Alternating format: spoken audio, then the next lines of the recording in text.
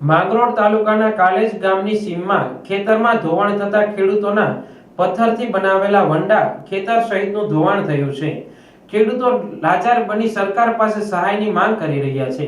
માંગરોળ તાલુકાના દરસાલીથી કાલેજ ગામે જતો રોડ નવો બનાવવામાં આવે છે અને આ રોડ ઊંચો બનાવવાથી આશરે 400 વીઘા જમીનમાં પૂરના પાણી ફરી વળ્યા છે। આટલું જ નહીં પરંતુ ખેડૂતોનો પાક તેમજ જમીનનું ધોવાણ થતા ખેડૂતોને લાખો રૂપિયાની નુકસાની સહન કરવાનો વારો આવ્યો છે।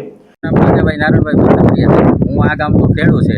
આ રોડ ઊંચો થવાથી મારું આખું ખેતર ધોવાઈ ગયું છે।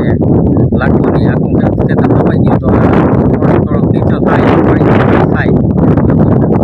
જ્યારે આ રોડ ઊંચો થતા પાણીનો નિકાલ ન થયો, જેથી ખેડૂતો જણાવી રહ્યા છે કે આ વખતે રોડ બનાવવાથી અમારે લાખોની નુકસાનીનો ભોગવવાનો વારો આવ્યો છે।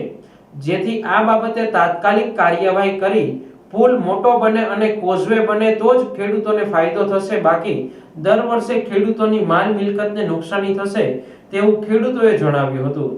અજીતસિંહ રેમલભાઈ ગામ કારેજ। આ કારેજ દરસાલીના રસ્તાનું કામ હોવાને કારણે આ પાણીનો નિકાલ પૂરતો નથી હોવાને કારણે આ ખેતરોમાં પારા બંધ બધે તૂટતા ખેડૂતને બહુ મોટી નુકસાની છે। મગફળીમાં શું કે મગફળીમાં પૂરતી નુકસાની છે 100%